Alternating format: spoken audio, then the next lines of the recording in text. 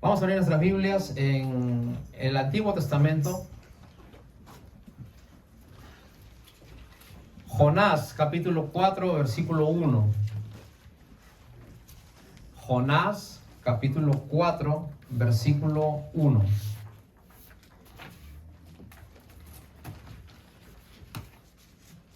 El título del mensaje de esta mañana es Gradúese en Derecho.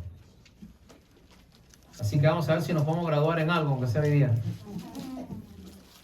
Jonás, capítulo 4, versículo 1 en adelante.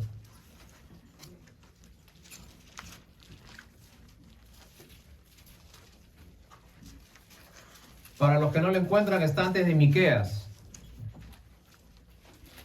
O después de Abdías. No les ayudo mucho, creo. Bueno. Poquito después de Daniel, unos 4 o 5 libros, ahí está. Antes de Apocalipsis. Antes de Apocalipsis, de todas maneras lo van a encontrar. Jonás, capítulo 4, versículo 1 en adelante. Y nuevamente la bienvenida a nuestros hermanos, hermanas que se han estado agregando poco a poco al servicio de esta mañana. Vamos a leer Jonás, capítulo 4, versículo 1. La palabra del Señor dice así: Pero Jonás se apesadumbró en extremo y se enojó, y oró a Jehová y dijo: Ahora, oh Jehová, ¿no es esto lo que decía yo estando aún en mi tierra? Por eso me apresuré a huir a Tarsis, porque sabía yo que tú eres Dios clemente y piadoso, tardo en enojarte y de gran misericordia, y que te arrepientes del mal. Ahora pues, oh Jehová, te ruego que me quites la vida, porque mejor me es la muerte que la vida. Jehová le dijo: ¿haces tú bien en enojarte tanto? Y salió Jonás de la ciudad y acampó hacia el oriente de la ciudad. Se hizo allí una enramada y se sentó debajo de ella a la sombra hasta ver qué acontecería en la ciudad. Y preparó Jehová una calabacera, la cual creció sobre Jonás, para que hiciese sombra sobre su cabeza y le librase de su malestar. Y Jonás se alegró grandemente por la calabacera. Pero al venir el alba al día siguiente, Dios preparó un gusano, el cual hirió la calabacera y se secó. Y aconteció que al salir el sol, Dios preparó un recio viento solano, y el sol hirió a Jonás en la cabeza y se desmayaba, y deseaba ver la muerte, diciendo: mejor sería para mí la muerte que la vida. Entonces Dios dijo a Jonás: ¿tanto te enojas por la calabacera? Y él respondió: me enojo mucho hasta la muerte. Y dijo Jehová: ¿tuviste tú lástima de la calabacera, en la cual no trabajaste, ni tú la hiciste crecer, que en espacio de una noche nació y en ese espacio de otra noche pereció? ¿Y por qué no he de tener yo piedad de Nínive, aquella gran ciudad, donde hay más de 120,000 personas que no saben discernir entre su mano derecha y su mano izquierda, y muchos animales? Pueden tomar asiento, hermano. El Señor bendiga su palabra.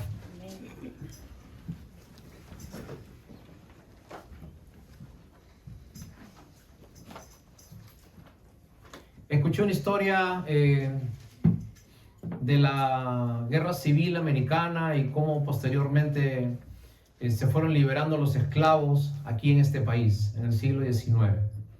Y escuché la historia de un hombre llamado Salomón Northup. Él en el año 1850 recibió el beneficio de libertad de la raza negra como esclavitud.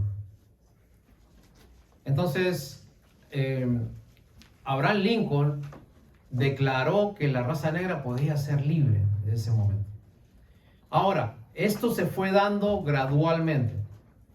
Cuando Abraham Lincoln dio la declaración de independencia de la esclavitud para la raza negra, esto se fue dando paulatinamente. Primero fueron 6 estados, de ahí fueron 10 estados, y ahí poco a poco se fue dando esta ley estado tras estado.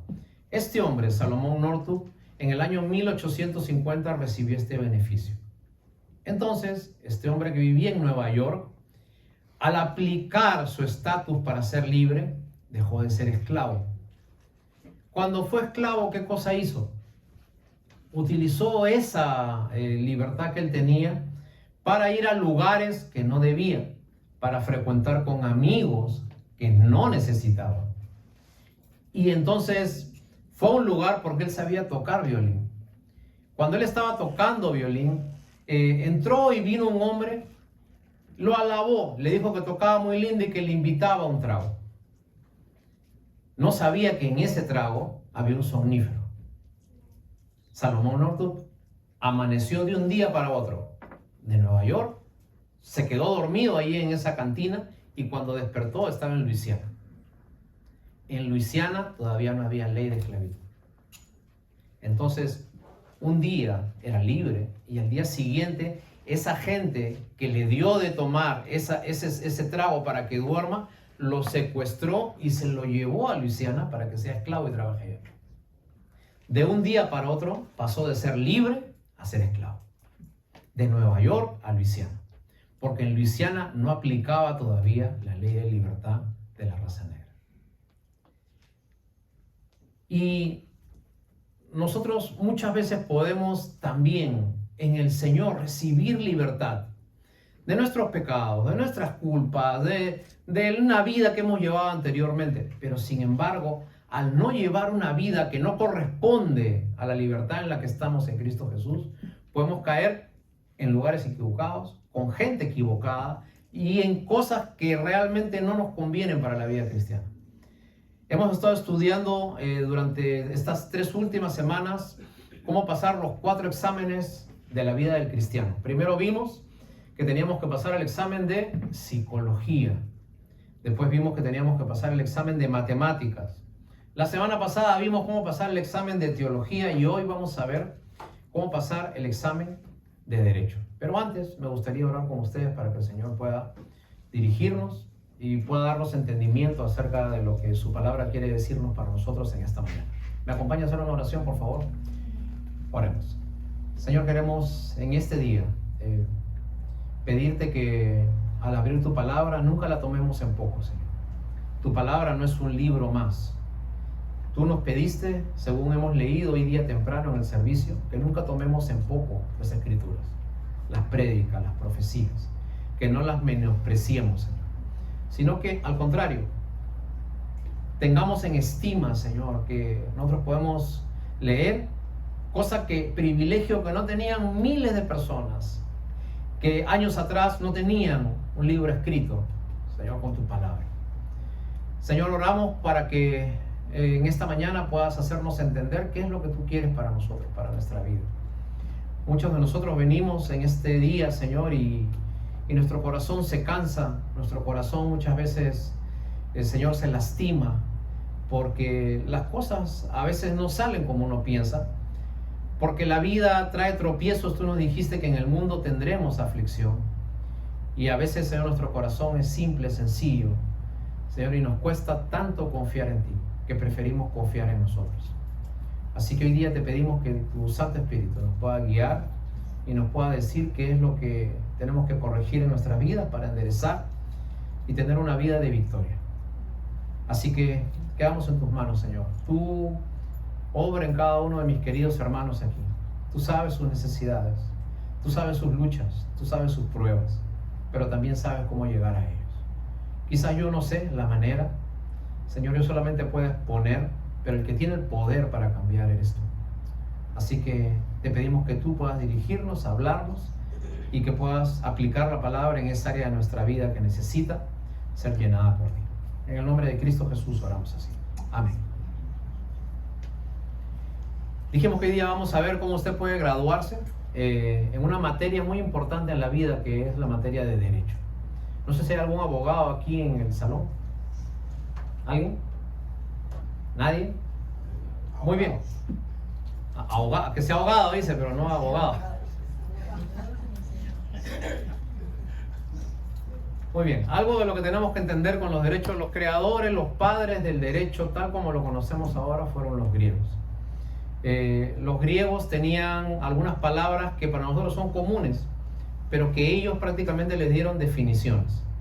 Lo primero que decían los griegos es que una persona adquiere el derecho de ser ciudadano de un lugar cuando nace en ese lugar. Primer concepto. Si usted nace en Estados Unidos, es estadounidense. Si usted nace en Francia, usted es francés, ¿cierto? Y si usted nace en Australia, usted es australiano. El nacer en ese sitio le da el derecho de tener la ciudadanía. La siguiente forma que usted tiene de ser ciudadano de un lugar es cumpliendo los requisitos que pide ese lugar para que usted pueda ser ciudadano. Puede ser casándose, puede ser acogerse a alguna ley. Y usted adquiere por derecho también la ciudadanía. Ahora, otra de las cosas que decían los griegos era que el ser ciudadano de un lugar, de un país, nos da dos cosas que nosotros tenemos que ver. Primero, nos da derechos. Cuando usted es ciudadano de este país, usted tiene derechos. Cuando usted nace en este país, usted tiene derechos. El primer derecho que usted tiene es a tener un nombre. Toda persona tiene que tener un nombre. El segundo derecho que tiene una persona es a tener una familia. Y si hay un niño que por algún motivo es abandonado, el gobierno se encarga de buscarle una familia, un albergue, ¿no?, para que pueda desarrollarse y crecer. Lo siguiente que una persona tiene como derecho al ser ciudadano de este país es a tener libertad de expresión. A que usted pueda hablar, a que usted pueda tener sus ideas, su criterio, su forma de ver la vida. Lo siguiente que el derecho que tiene es a tener un cierto grado de educación. Y lo siguiente que tiene es que nadie se puede meter con su intimidad. Nadie puede entrar a forzarlo a que usted sea de cierta forma, o que usted piense de cierta forma, o a que usted haga las cosas como el gobierno quiere. Cada persona tiene su libre albedrío para hacer las cosas. Lo que no se nos enseña es que siempre con la ciudadanía hay dos cosas. No solamente los derechos que usted tiene, sino también los deberes que usted tiene con el lugar donde usted ha nacido. Por ejemplo, un deber que usted tiene con este país es, primeramente, guardar las leyes que están en la Constitución, en cada estado y en cada municipalidad de este país. Usted tiene que guardar las leyes que hay en este país. Cuando usted no guarda las leyes de este país, usted tiene una penalidad. Y las leyes las vemos desde que usted sale de este lugar. Cuando usted maneja y usted pasa el límite de velocidad, es muy probable que venga un policía y le aplique un ticket. ¿Por qué? Porque no guardó las leyes establecidas que usted debe seguir. El segundo deber que nosotros tenemos que tener como ciudadanos es, nosotros debemos respetar a las autoridades. Yo creo que nadie en este país, sobre todo en este país, tendría la osadía de enfrentar a un policía, ¿no? Porque aquí sabemos qué cosa es lo que nos pasa inmediatamente, ¿no? O te tiran un paralizador, o te tiran un balazo, o llaman 5 patrullas más, y entre todos te paralizan, ¿okay? Entonces, ¿por qué? Porque no respetaste a las autoridades. Lo siguiente que debemos tener como ciudadanos de este país es, debemos mantener este país. O sea, todos los beneficios que hay en este país no vienen de gratis. Es de lo que los mismos ciudadanos contribuyen a través de sus impuestos. Y lo último, el principal deber de cada persona en un país es amar su país. Respetarlo, quererlo, sentirse parte de su país. Y eso es lo que se llama una cultura. Entonces, todo ciudadano tiene dos cosas. Primero, derechos, y después tiene deberes, responsabilidades. De la misma manera, cuando usted nace espiritualmente, usted participa dentro de un reino, dentro de un país, que es el reino de Dios. Jesucristo dijo 52 veces en el Nuevo Testamento la palabra reino de Dios o reino de los cielos. Cuando usted habla de un reino, usted está hablando de lo que hoy día podemos conocer como un país. Un rey, leyes y ciudadanos. Pablo decía en Filipenses 3:20, así que nosotros somos ciudadanos del reino de los cielos. Ahora, como ciudadanos del reino de los cielos, como participantes del reino de los cielos, nosotros tenemos dos cosas que hacer. Lo mismo que vimos en antes. Tenemos derechos y tenemos deberes. Las dos cosas. Los griegos tenían 3 términos para nombrar a lo que es ciudadanos. Te voy a explicar qué. El término que utilizaba era polites. Polites significaba para ellos ciudadano. Había un segundo término que utilizaban los griegos, era politeia, que eran los derechos que tenía el ciudadano, que es lo que hemos estado viendo antes. Pero había un término más elevado para el griego, que era politeumai, que significaba portarse como un ciudadano y amar el lugar donde uno vivía. Y esa era la expresión más alta del ciudadano en la antigua Grecia. Ahora, de la misma manera, nosotros debemos entender que no solamente somos ciudadanos del reino de Dios, que no solamente Dios nos protege y nos cuida de maneras que vamos a ver más adelante, como nuestros derechos como hijos de Dios. Y lo siguiente es que nosotros debemos amar las cosas de Dios, el reino de Dios. Hoy día vamos a hablar acerca de un hombre que se llamaba Jonás. En el pasaje que hemos leído antes, nosotros vamos a ver acerca de este profeta tan conocido por esa historia tan particular que un pez se lo comió y estuvo 3 días y 3 noches en el vientre del pez. Jonás, su nombre original era Jonás ben Amittai. Ahora, ¿sabes qué significaba la palabra Jonás? Significaba paloma. Y es interesante que cuando Dios pone los nombres en el Antiguo Testamento, no los pone en vano. Cada palabra, cada tilde, cada puntuación que está en la Biblia tiene un propósito. Jonás se llamaba paloma porque la paloma representa en la Biblia la sensibilidad. Y Jonás, a pesar de ser un profeta y a pesar de conocer de Dios, tenía muchos problemas con su carácter. Era una persona muy sensible. Conocía de Dios, hablaba de Dios, tenía los conceptos claros en su mente, pero no tenía el concepto de por qué estaba en el mundo. Jonás era sensible. De todo se ofendía. Todo lo que le pasaba le dolía. Todo se lo tomaba personal. Era una persona que cuando tenía un problema se hundía. Cuando alguien le hacía algo se destrozaba. Y eso manifestaba una ira, una cólera en su trato con los demás. Jonás, como nosotros hemos visto, recibió un mandato. El mandato que recibió en el capítulo 1 era que vaya a predicar a Nínive, ¿no? Como decía el versículo 4:11, donde habían 120,000 personas que necesitaban salvación. Ahora, Jonás se negó a ir al llamado de Dios. ¿Por qué? Por un motivo. Porque los hebreos se creían los únicos que podían recibir como pueblo de Dios una manifestación de misericordia de Dios. Jonás no podía aceptar que un pueblo extranjero tenga relación con el Dios de Israel. Y en ese concepto él se negó a ir.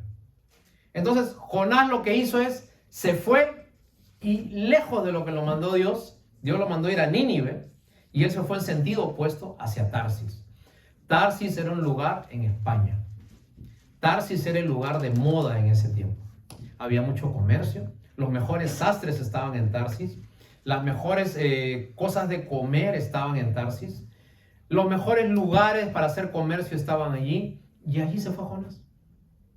Jonás, siendo profeta, hizo todo lo contrario a lo que es un apóstol. Un apóstol es una persona enviada.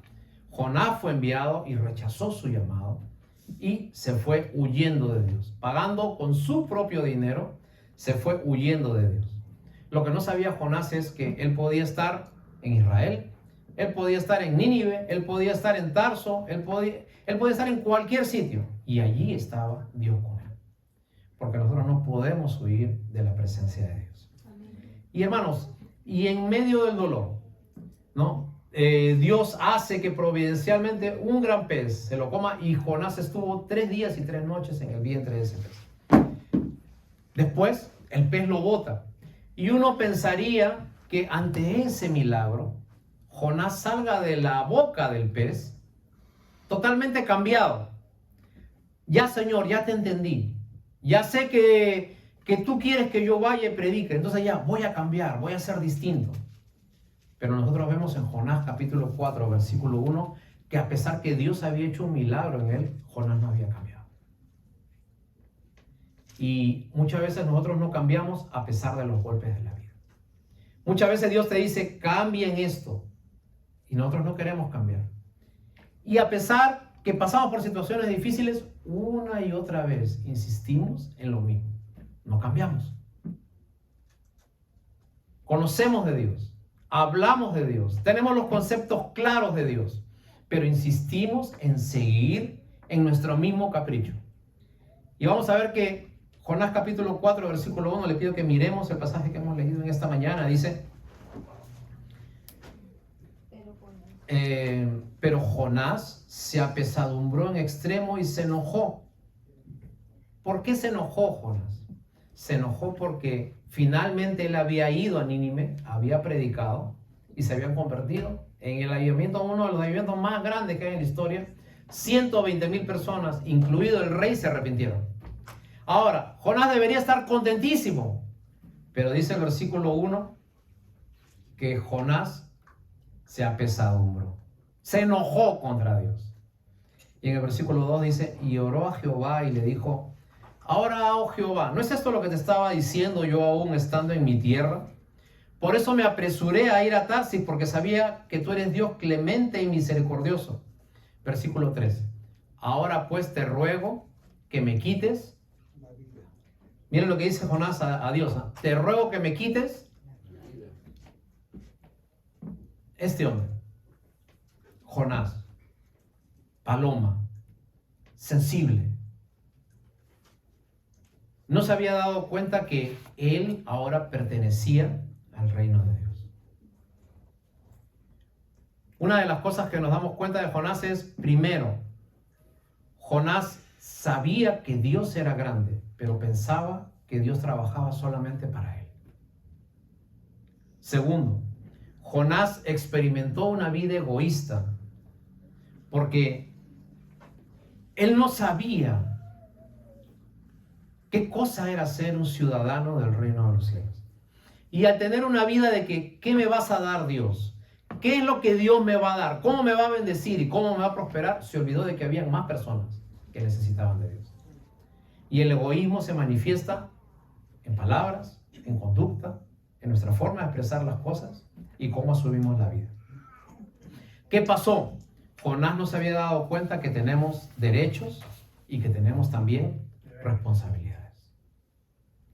Vamos a ver algunos versículos de la palabra del Señor que nos enseñan acerca de nuestros derechos y responsabilidades como hijos de Dios. Juan capítulo 1, versículo 12. No sé si podemos ir ahí, por favor. Juan capítulo 1, versículo 12.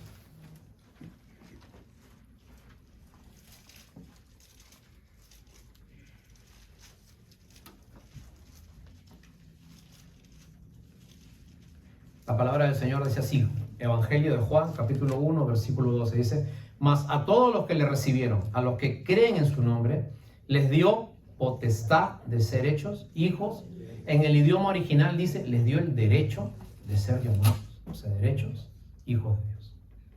Primera de Juan, capítulo 3, versículo 1. Algo parecido también el mismo escritor, pero lo dicen algunas palabras. Primera de Juan, capítulo 3, versículo 1, casi al final de su Biblia, un poquito antes de Apocalipsis. Primera de Juan, capítulo 3, versículo 1.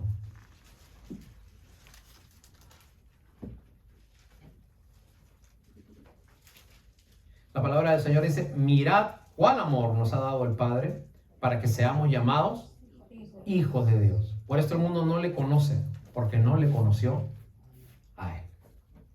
Y hermanos, nosotros vemos aquí el primer derecho que te da Dios al entrar en su reino, al aceptarlo de todo corazón, a arrepentirte de tus pecados, a tener una vida nueva. El primer derecho que usted tiene es a ser llamado y a ser hecho, dice el versículo del Evangelio de Juan, hijo de Dios. Ahora, pregunta, ¿usted tiene el dinero suficiente para comprar su salvación? ¿Usted tiene tantas buenas obras para mostrarle a Dios de que le puede decir, yo soy digno de entrar en tu reino? No. Todo lo que Dios le dio es por gracia, por misericordia. Y en esa misericordia Dios te permite ser llamado hijo de Dios. Hijo de Dios no es aquel que su papá es creyente. Hijo de Dios no es aquel que va a una cierta iglesia. Hijo de Dios no es aquel que sigue una determinada religión por generaciones. Hijo de Dios es todo aquel que cree en Él y los que aceptan su nombre, los que se arrepienten de corazón. A esos Dios le da el derecho de ser hechos hijos de Dios. Y el versículo siguiente, Juan dice, estos no son engendrados de voluntad de carne ni de sangre, sino de voluntad de Dios. Entonces, usted sin merecerlo tiene la ciudadanía de Dios. Ahora, pregunta, cuando usted tiene la ciudadanía de Dios, usted tiene algunos deberes. El primer deber que usted tiene, como vimos temprano, o sea, como vimos al comienzo del servicio, es que usted debe regirse a las leyes que hay, ¿no es cierto?, dentro de la palabra del Señor. Lo siguiente que usted tiene que hacer es que usted tiene que amar las cosas de Dios y las personas que viven con usted, los conciudadanos suyos. Usted tiene que amarlos, servirlos y tener respeto y amor por ellos. En el año 1986 se dio la última amnistía que hubo en este país. Y la hizo el presidente Reagan. Yo no sé si alguien de acá pudo beneficiarse de esa ley, ¿no? Un día el presidente Reagan amaneció, unos meses después de haber sido avaliado por alguien, ¿cierto? Y él dijo, no, o sea, si yo me voy a morir, yo me voy a morir dejando algo, un legado acá, ¿no? Ya que no pudieron matarme de un balazo, antes que yo me muera de alguna otra manera, voy a dejar un legado, voy a hacer una amnistía. Y él le dio una amnistía general y amplia, decía, ¿no?, que todos aquellos que estaban en este país podían hacerse, seguir su documentación para llegar a una legalidad y finalmente poder ser ciudadanos de este país. Ahora, yo no sé qué bonito se habrá sentido eso, ¿no? De que la noche a la mañana tengas la posibilidad de ser ciudadano de este país. Llegas a otro sitio, ¿de dónde eres? Americano. ¿Me dejo entender? Entonces, el problema es que el mundo nos enseña a que nosotros no tengamos amor por nuestra ciudadanía. Nos enseñan a ver qué le podemos quitar al país. ¿Cómo podemos usar el país? ¿Qué beneficio me puede dar? ¿Cuánto dinero me puede dar? ¿Qué voy a sacar cuando llegue a mi vejez? Pero no nos enseñan a cuidarlo, a amarlo, a crear una cultura, a pagar con gusto nuestros impuestos. Más bien estamos buscando cómo buscarle la forma para pagar lo menos que se puede, ¿cierto? Porque no hay ese concepto de que yo quiero colaborar para que mi país también pueda mantener todo esto que nosotros podemos gozar y disfrutar ahora. ¿Sabes qué es lo que pasa? No hemos entendido lo que es un ciudadano del reino celestial.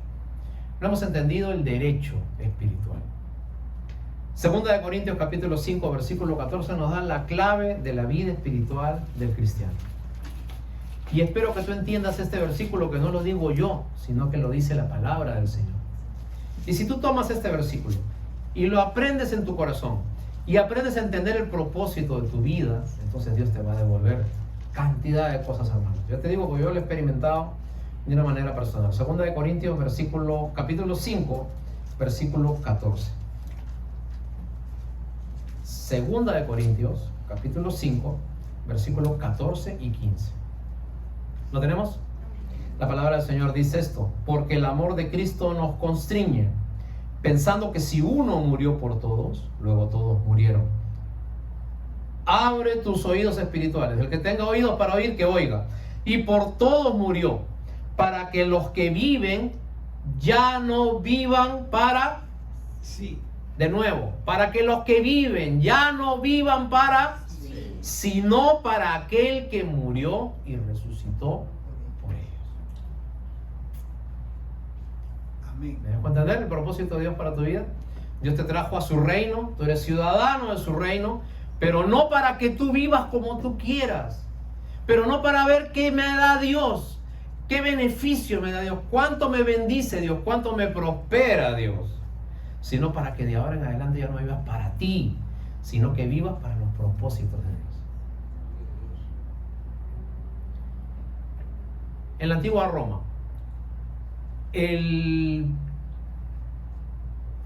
cualquier persona, varón, joven, tenía una ilusión: que venga alguien y le diga una frase que iba a cambiar su vida para siempre. Y el niño, el ciudadano romano, desde que nacía, sus padres les contaban historias con respecto a esto. Y les decían: algún día va a pasar y algún día te van a decir esta frase, y cuando te digan esta frase vas a ser el hombre más dichoso que hay. Esta frase es: el rey te manda a llamar.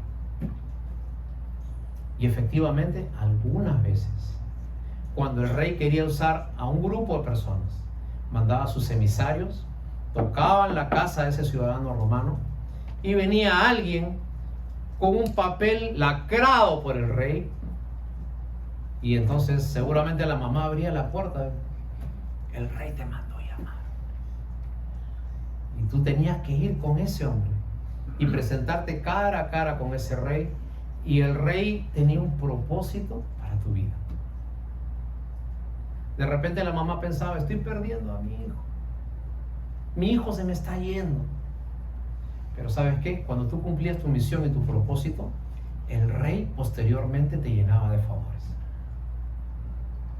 Esa figura es la que utiliza el apóstol Pablo para nuestras vidas. Cuando Dios te manda a llamar y tú accedes a ir, y tú entiendes el propósito para el cual estás allí, y cuando el rey te dice, mira, yo necesito que tú hagas esto, esto y esto, porque el imperio tiene esta misión para ti. Y tú sabes que Dios tiene un propósito para tu vida también. El propósito para tu vida, no es que tú disfrutes lo más que puedes. El propósito para tu vida no es que te broncees lo más que puedes en todas las playas. El propósito para tu vida no es que saques una foto en el Facebook con tu piña colada, ¿no es cierto? Ese no es el propósito para tu vida. Dios tiene un propósito para tu vida, para el cual te ha creado, te ha ensamblado, y cuando tú hagas las cosas de Dios, vas a sentir una alegría tan grande. Un propósito que está cumplido en tu vida, vas a sentir que llenas tu corazón, llenas tu vacío. ¿Sabes por qué? Porque estás sintonizando con la voluntad de Dios para tu vida. Y todo lo contrario, si como Jonás comienzas a hacer cosas en contra de la voluntad de Dios, vas a enojarte tan igual como se enojó Jonás. Pasaje de Jonás capítulo 4, Dios 2 veces le dice a Jonás, por eso te enojas tanto. Y yo te hago una pregunta, ¿no?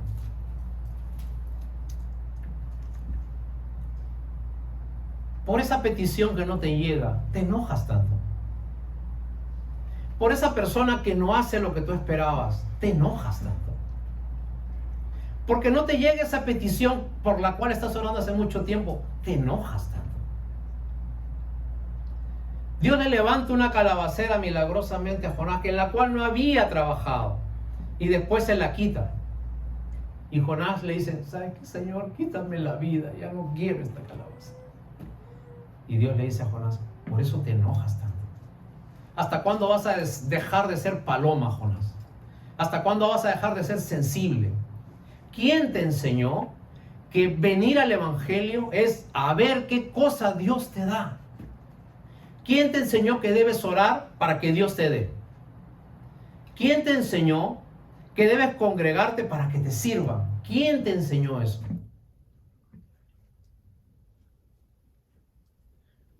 Dios no es la máquina que da dinero y uno aprieta el botón e inmediatamente sale. Dios no trabaja así. La Biblia dice que el Señor te llamó, el Rey te mandó llamar, para que de ahora en adelante ya no vivas para ti, sino para aquel que te llamó. Y sabes qué es lo lindo, hermano, que cuando tú le entregas todas tus cosas a Dios, Dios después te devuelve de maneras increíbles, extraordinarias. De verdad que sí.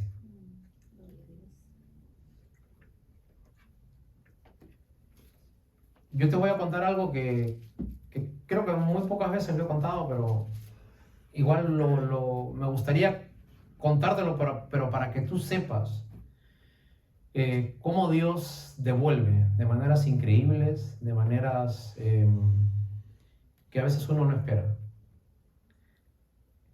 Yo, desde que vine a este país, bueno, y antes, siempre he sido ayudante de pastor.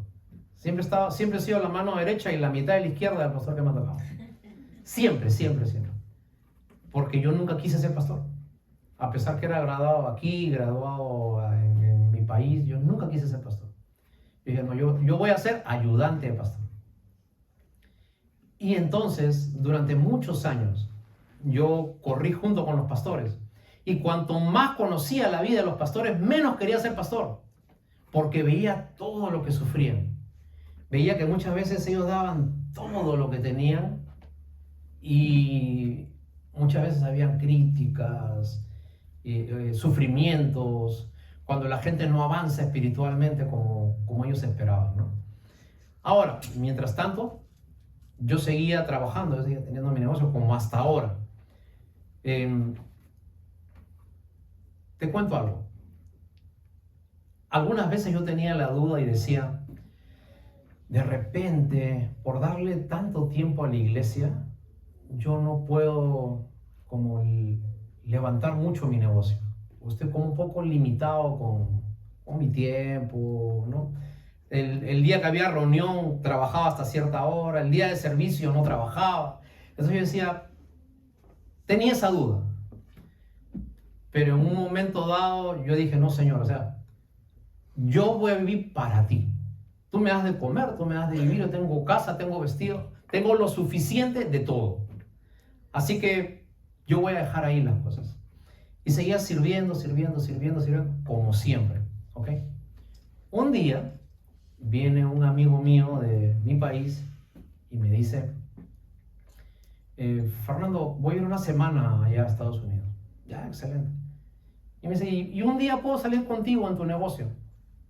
Bueno, si quieres.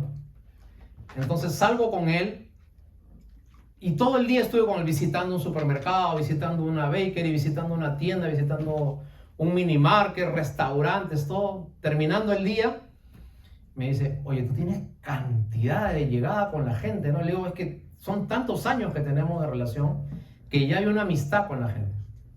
Me dice, ¿y por qué no haces esto y esto y esto? Y yo pienso que tu negocio crecería muchísimo más, ¿no? Entonces yo le digo, mira, la verdad, yo no tengo el capital, o sea, para hacer todo lo que tú me pides. Yo sé que es lo que tengo que hacer, pero yo no tengo el capital para hacer eso. Entonces, ya, está bien. Termina la semana, él se regresa a su país, yo me quedo acá y a los 3 días me llama y me dice, Fer, ¿tú crees que con tantos $1000 tu negocio se puede hacer lo que te estaba comentando para hacer, para que crezcan?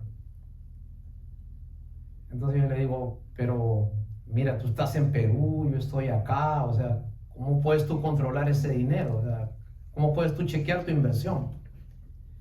Y él me dice, yo no te estoy diciendo que yo quiero invertir contigo.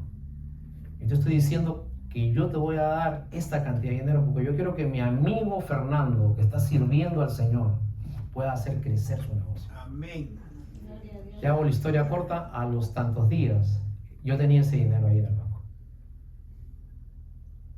¿Sabes qué te quiero decir con esto? No tengas miedo de servir al Señor. Amén. Porque el Señor te va a proveer para lo que tú necesitas. ¿Me dejas entender?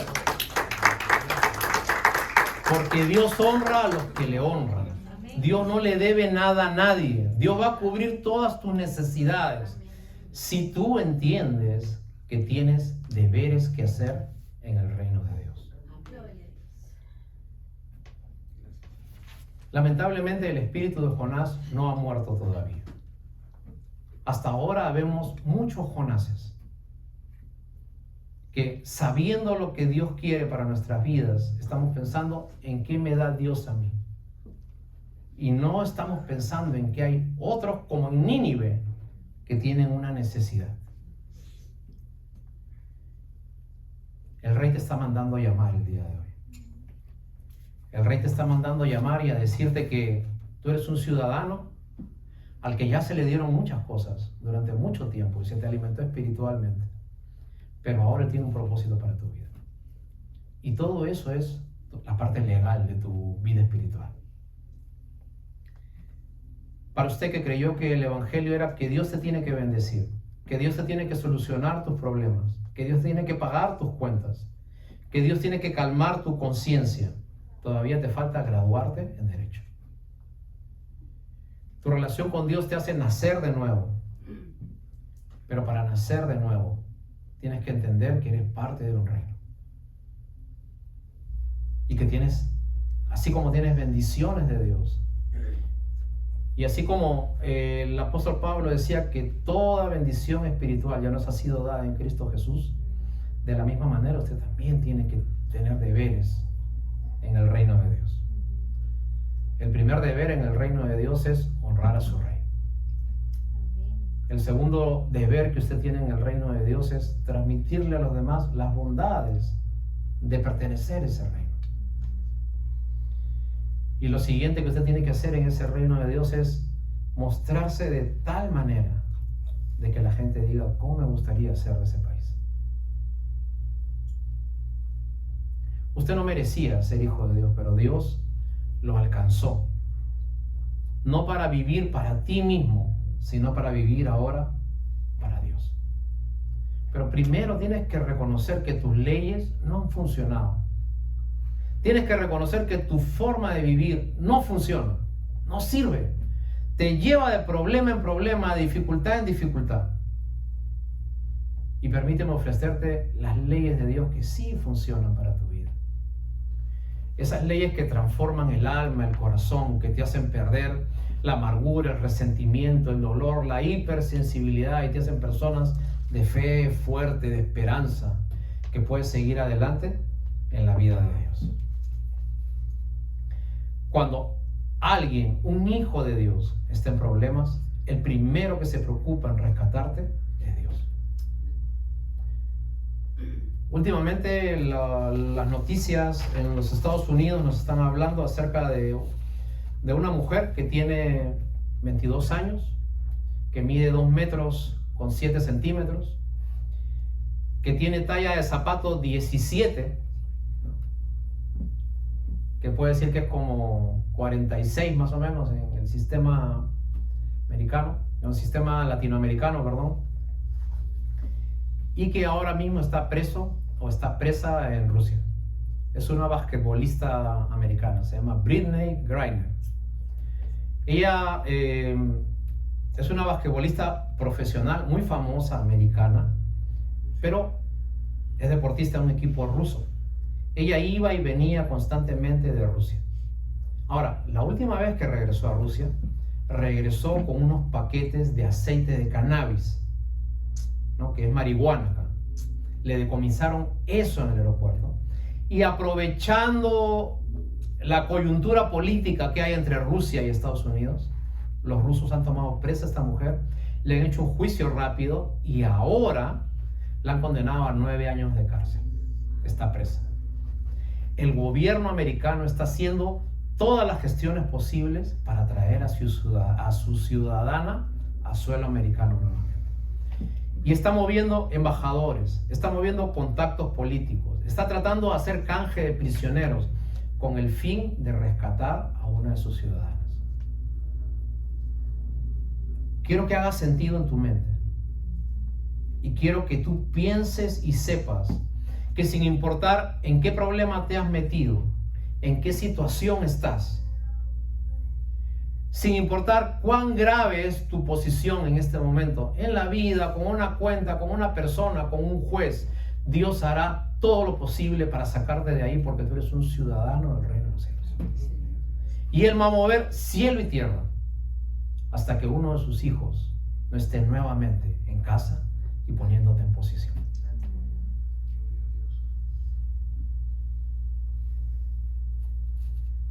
Así que en esta mañana yo te pido que te gradúes en Derecho. No solamente es lo que Dios te da, es lo que le devuelves en gratitud a Dios. Y yo siempre digo, así Dios me quite todo, así Dios me quite todas las cosas que tengo, igual yo voy a seguir sirviendo al Señor. ¿Saben qué es lo que hace su pastor cuando está en problemas, cuando estuvo en problemas económicos, dificultades, que el negocio, que se le va un cliente grande, lo que sea? Hago lo mismo que usted, trabajo más. Y le pido al Señor que me bendiga y que me dé gracia para seguir adelante en la vida. En los países latinoamericanos estamos acostumbrados a estirar la mano. Me va mal porque el gobierno no me da. Me va mal porque el gobierno no me da un cupón, no me da un cheque, no me da un beneficio. Y no se nos enseña a emprender por nosotros mismos.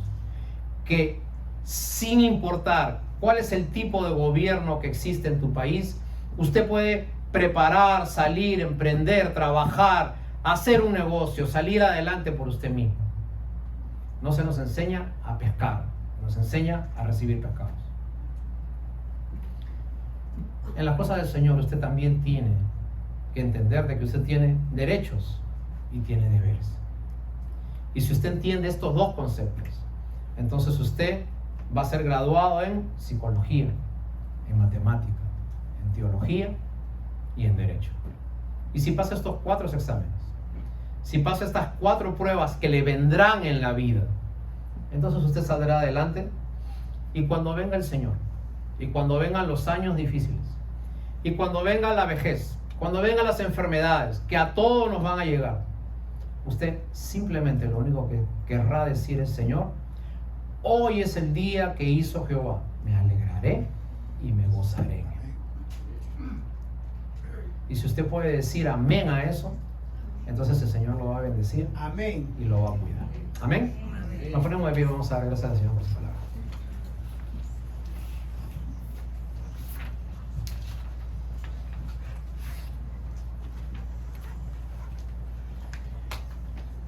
Acompáñenme a orar, por favor, todos juntos. Vamos a darle gracias al Señor. Señor, en esta mañana te agradecemos por tu palabra.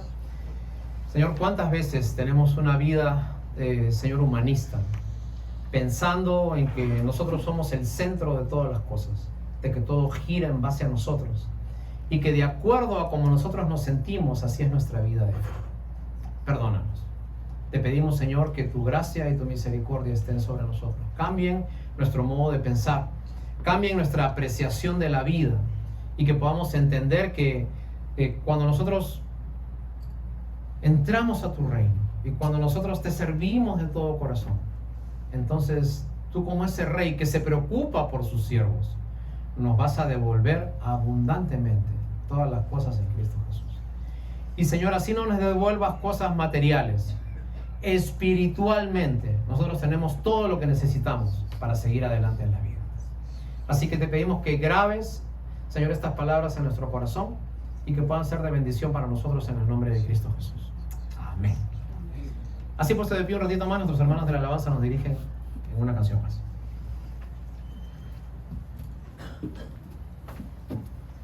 Gloria a Dios. Gracias a Dios por usar nuestro pastor. Gracias, pastor. Dios lo sigue usando. Santo es tu nombre, Señor. Dice la palabra del Señor que los obreros son pocos y la mies es mucha. Así que vamos a pedirle al Señor que envíe obreros a donde sus planes de Él sean. Gloria a tu nombre, Señor. Así es, el Rey te manda a llamar a esta hora para que trabajes en su reino. Amén.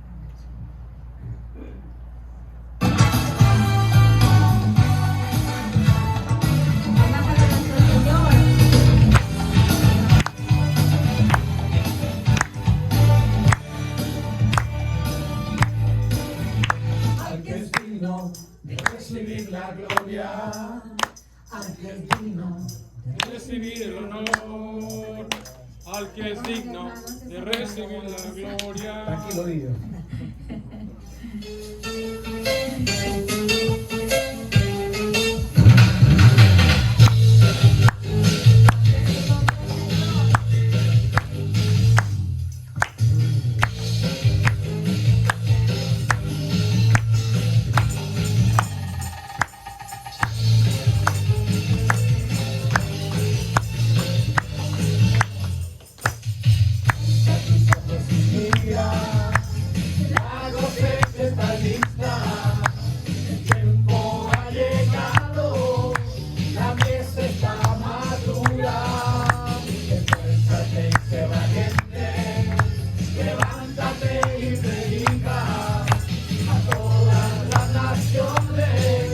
Que Cristo